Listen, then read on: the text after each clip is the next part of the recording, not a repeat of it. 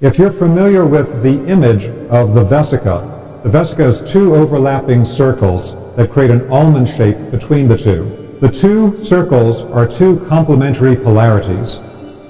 And when two complementary polarities overlap, the place that they overlap becomes a merging, a meeting ground, a gateway that brings the best of both hearts together. Those two complementary polarities are spiritual science and vibrational science.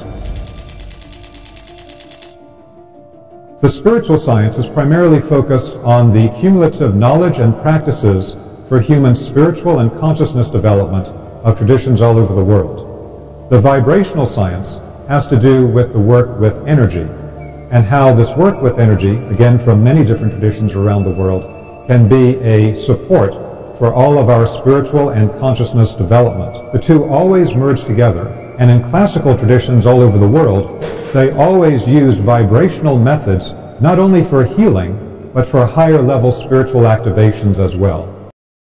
From the perspective of many classical traditions, healing is the first stage. Healing is simply the act of becoming whole and coherent enough to be able to do the more advanced work, to transform oneself permanently. And this has to do with creating new structures in the human subtle body. The structures in the human subtle body are the only thing we will take with us through the gate of death. They're the only things that permanently become part of us. There's a concept that I refer to as the number prism, that to understand any phenomena, what we do in a modern scientific approach is we divide it into its component parts. And so what you'll find in India, for example, to understand healing vibrations, they tend to divide them into three different parts. And they'll talk about the three gunas. They'll talk about vata and pitta and kapha. These are threefold division. In the West, there'd often be a fourfold division of the four elements. In China, a fivefold division of the five elements. Well, there's an interesting statement by the great Rosicrucian teacher Rudolf Steiner, where he said to fully understand any system in the world and to be able to differentiate out every one of its core aspects requires at minimum a 12-fold division. This is a classical teaching from great spiritual and healing traditions in the world. That's why there are 12 disciples around the Christ, why there are 12 imams in Shia Islam, why there are a division of the stars into 12 signs of the zodiac around the sun. It's 12 around the one. For those of you that know sacred geometry, and you look at how a cube is structured, a cube is the form that gives rise to matter. The cube has 12 lines that define the cube. If you look at a sphere, you can fit exactly 12 spheres around a central sphere. Again, 12 around the one. To be able to understand all these different world systems and put them into a common unified system, I was looking for a method to be able to differentiate out the 12 core aspects within vital energy. To lead to the discussion directly of this, I want to give a frame of reference of what we have done to create modern technology. Because sometimes we take for granted that we live in an age of technological miracles. We just are so exposed to it every day we don't think about it anymore. But the world has been completely transformed in the last 100 years through discoveries that have taken place over the last 150 years. Now, what I'm referring to here is that to have a science, you need to be able to differentiate any aspect of things into its component parts. You need to have a spectrum, what we would call spectrum analysis. So one of the first breakthroughs that we had was the identification of every type of matter that exists in the physical world. In the ancient world, you never had that. So we live in a material world, but we didn't know what all the different pieces of matter were until the latter part of the 1800s with the identification of the periodic table of elements. What we call the periodic table of elements is really the identification of the complete spectrum of matter itself. Now we can be fully conscious of everything that makes up the physical world. That opened up everything in material science for all of our modern technology. So what you find in many classical traditions is that they will talk about different levels of creation. So there's the physical level, there's the etheric life energy level, that in China would be called Qi, or in Japan would be called Ki, or in India would be called Prana. Greeks would call it the ether. So this etheric vital force energy is above that of the physical. Then there are consciousness levels, beginning with what we call in the West the astral level. Well, with all these different levels, we have to understand a progression that is taking place in modern science. And to do that, I think it's very helpful to review a particular concept coming from Rudolf Steiner. Rudolf Steiner mentioned at one time that people don't properly understand what electromagnetic energy is, because time and time again in subtle energy research in modern times, things dealing with etheric life force, with chi, we try to get validity from modern science by saying the vital life force is electromagnetic. But in fact, according to Steiner, electromagnetic energy is not the vital life force. If it was, you could plug the base of your spine into an electrical outlet and get charged up. But it doesn't work that way. There's a vibrational component in electromagnetic energy that is extremely toxic. And that's why people get electrosensitivity and have detrimental effects from electrical fields. What the vital life force is, that's above the level of the physical, in every classical tradition, they understood that this vital life force is what went into the physical and animated it. It's the animating power. So when we understand that, we'll understand that when that power has animated the physical body through what the Chinese call the universal chi field, or what the Greeks would call the ether, that animation process creates resistance passing through the conductor of the human body, passing through the conductor of physical materials, and that means that this faster than light energy slows way down. And this particular energy from the ether begins to decay. The decay of the etheric energy, of the vital force energy, is what we call electromagnetic energy. That's why Nikola Tesla, in his work, said, well, today in technology, we work with retarded Hertzian waves that are slower than light.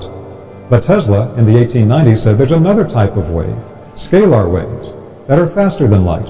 And that's the real thing behind the electromagnetic energy. So for what I'm about to describe to you, the concept is then that our electromagnetic energy is in fact decayed life force. It's the decayed vital energy that animates living beings. But it became a shadow substance in electromagnetic energy. Now it becomes gross enough, it becomes dense enough that we can use it to do things like turn a physical motor and create our modern technology. Hard to do that with the ether. You can animate a living being. And it's said that some traditions have been able to harness the ether to be able to turn motors. And there's a lot of work going on in this field today in things like the Tesla Society. But that gross level of the energy and electromagnetic energy is what we use in modern technology.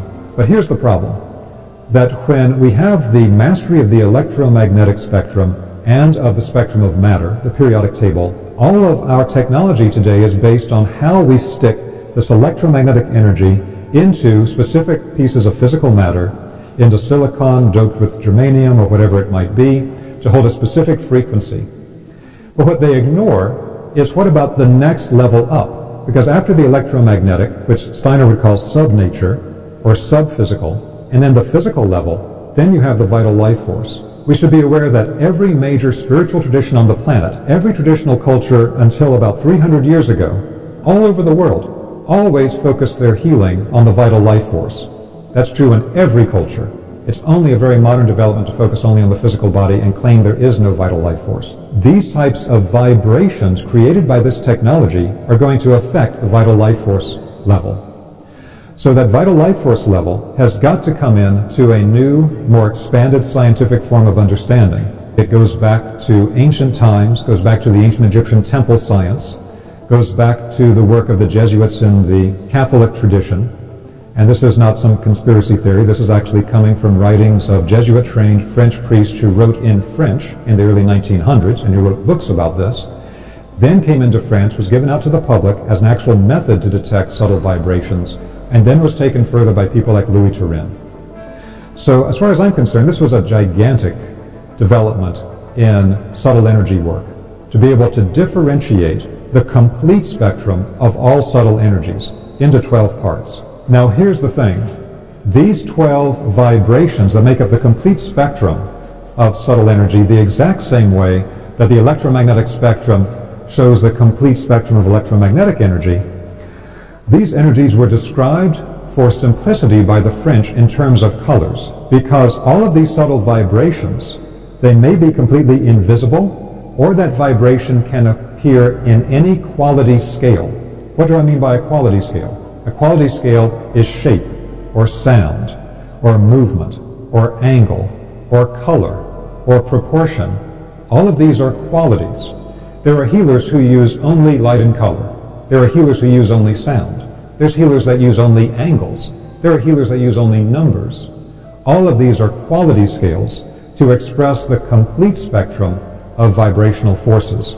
There are ways this can be engineered and activated, and they use this all the time in the ancient world. So the French, in their work in the 1930s, identified the way that the 12 bands of vibration that they had detected, which are all of the polarized energies in the world, all the things that create one specific power. It's hot versus cold. It's light versus dark. These different specialized powers of the 12, it's the connection to the original unified source. It's unity. Every one of these 12 bands is a divine power from the unified source, from the Godhead, from a divine beginning that has to do with all the subtle energies that create life and life functions in the world. These are the subtle energies, the complete spectrum of them. With that, these means that these are all specific divine powers. Each one of the bands has a divine power. This then brings us to understanding the powers that are inherent in vibrations for things like vibrational healing, vibrational medicine. And one of the great references that we use today is the field of cymatics. Cymatics shows you how sound vibrations shape matter. So for example, if you have powder on a flexible membrane, or you have a liquid or a paste or an oil, or all these things that, not coincidentally, also correspond to certain substances in the human body, and you then apply a vibration to it, then that vibration, as soon as the sound hits the material is free enough to form into a specific shape, a specific mandala like this. And what you see in the cymatics work is that the moment you change the sound vibration, the visible shape changes.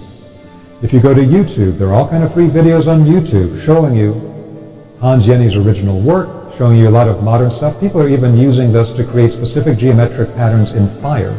And what this means is if you can find the right sound vibration, you can find exactly the sound vibration that will resonate matter to create a specific function, including in living beings. From the work of Hans Jenny, where he was able to identify all of these powerful vibrations and the shapes they create.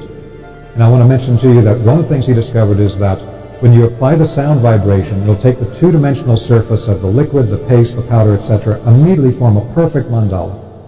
But he found if you take 5 vibrations and you combine 5 vibrations together, then you could get the powder on the plate to come together, rise up vertically, and move like a living being. And there's pictures of this in his films. So it's with the combinations of sound vibrations. One alone is not going to give you the full effect. You have to have the right combination of the vibrations together. We need to be aware that stones are the most stable form of vibration in the world. Maybe you work with plants for healing, that's great, but how long will the plant hold potency?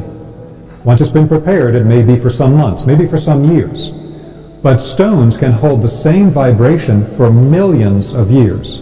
Stones are the most stable form of the crystallization of higher divine vibrations into the physical plane. That was understood by every classical tradition on the planet, because they all use stones for spiritual and healing purposes. So this means that there's something to the use of stones and minerals, often far beyond what we find in modern popular books on the subject. They can allow us to access some very, very high forces. So this means we need to reclaim the lost knowledge of the use of these stones and apply that in modern times. Now, one of the best developments in recent times for getting some of the ancient stone knowledge out in a very deep form, far beyond what we had in North America before, is the work of a Taoist teacher in North America whose name is Jeffrey Yuan. Yuan is Y-U-E-N. Jeffrey Yuan, one thing that he's really brought back is the concept of stone medicine. And it's hardly known today in the West that the Taoist tradition in China had as fully developed a stone medicine as they have a plant medicine. Because the only thing we got in North America was the plant medicine. Why? Because it was similar to our use of pharmaceutical drugs. The stone medicine completely ignored. So Jeffrey Yuan has helped to bring this work back of the deep Taoist knowledge. And mostly you have to go to live classes with him to get this knowledge, because he does the classic Taoist thing of just oral transmission. But some of his students are starting to make books about the work or to teach the work secondarily. I've studied with multiple people that he's taught. I've studied with him directly. And one book I had mentioned to you, there's the book called Stone Medicine. That book is the first thing in print in English describing some of the teachings of Jeffrey Ewing. I expect there to be others. There's some very, very deep knowledge there. The challenge of it is that some of this material, you need to have a background in Chinese medicine to understand what he's talking about. And those of you that know about Marcel Vogel knew that he was a brilliant IBM scientist who did great work with crystals in the 1980s. He died in the early 90s. And Marcel Vogel's work had to do with the right way to be able to cut a crystal so it would have a specific type of resonance to it. Now the tragedy, and Marcel himself used to lament this. I remember when I would take classes with him back in the 80s, he would lament the fact that they are now selling on the market all kinds of things that are poorly cut crystals to be double terminated and calling them Vogel crystals. He'd say these things don't have an energy anywhere near a Vogel crystal. They're not cut properly at all. You have to cut the crystal along its axis of growth, because that's the way of the natural energy conduction. All these cheap crystals that are on the market today being called Vogel crystals, and they're being mass cut in Brazil.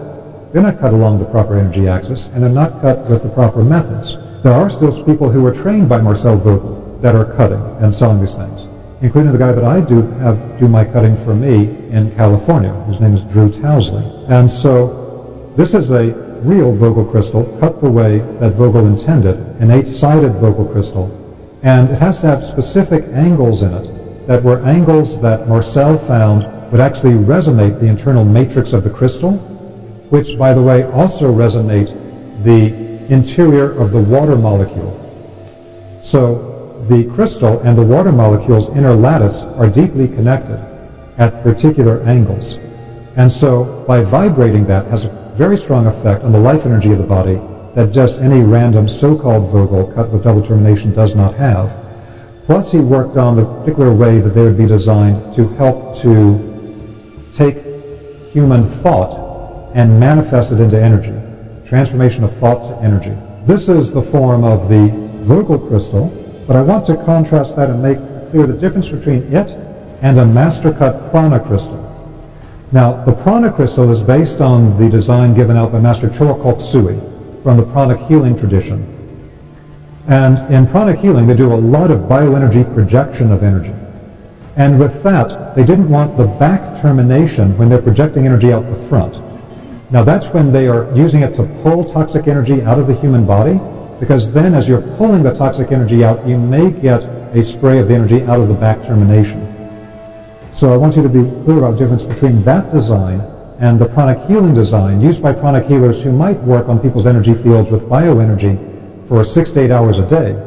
And then when they extract the toxic energy out of a person's field, it doesn't come out the back end the same way.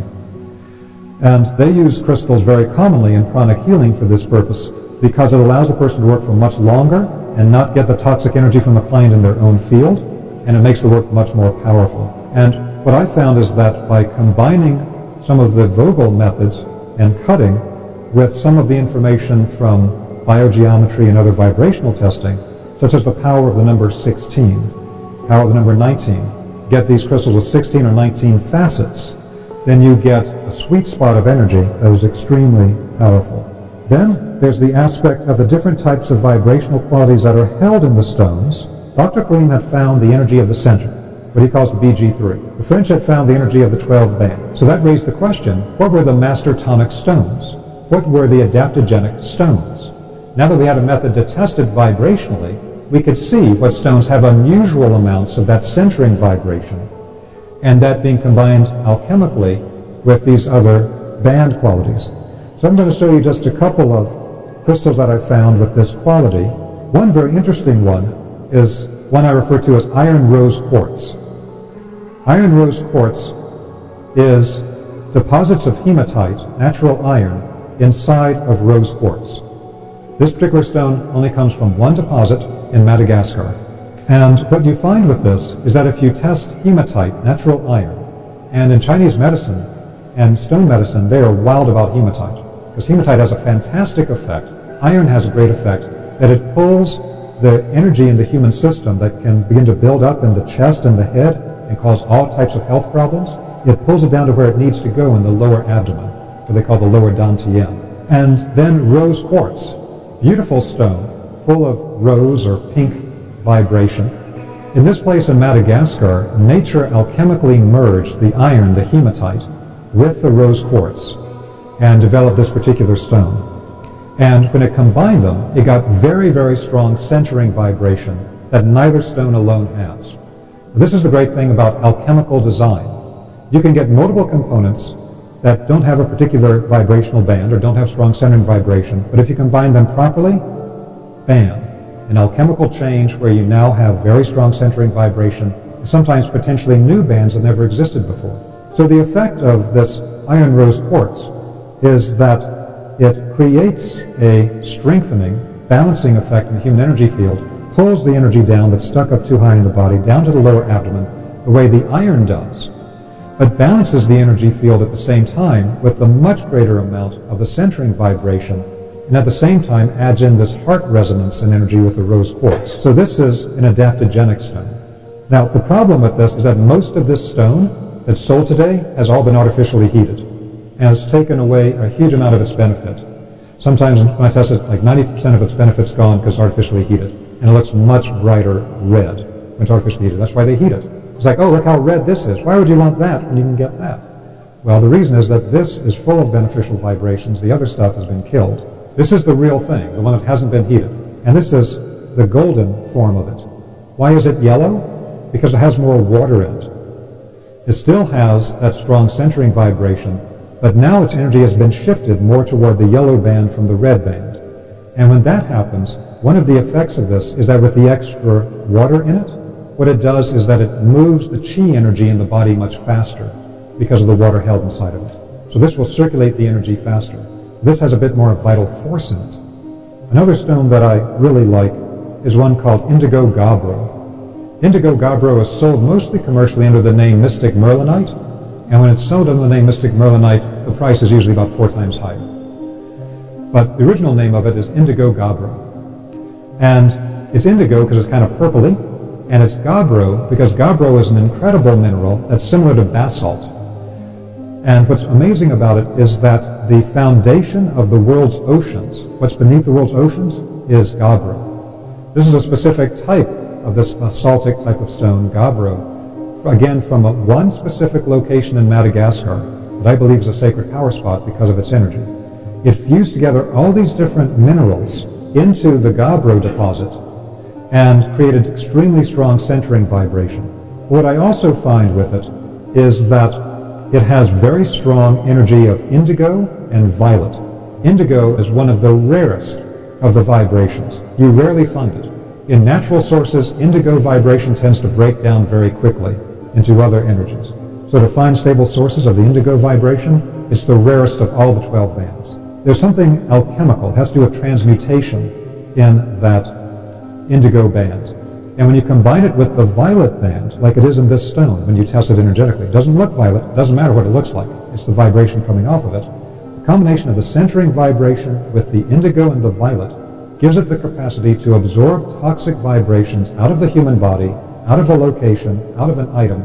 This one, up to a certain level, can absorb toxic energy and do a type of transmutation, where you can pick up the toxic vibration it's taking out of a toxic system, and then check it a little bit later, the toxic vibration is gone, and now it has more of that centering vibration coming out.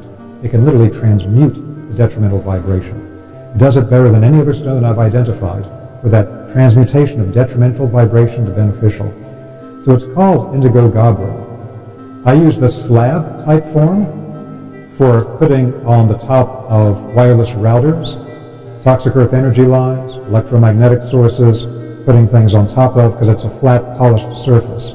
I use the obelisk form to create a standing pillar of that vibration in a location. One other one that's really fascinating, and that is aquamarine. Aquamarine is referred to in Chinese as the pillar stone. It is a stone that is known in Chinese internal alchemy for being used at 3 different stages of alchemical transformation of the human energy and consciousness system. Now, what's fascinating about this is that there's been recent scientific research talking about inside of beryl stones, barrels that are a class of stones, and aquamarine is a beryl, but they actually found this and identified it in aquamarines.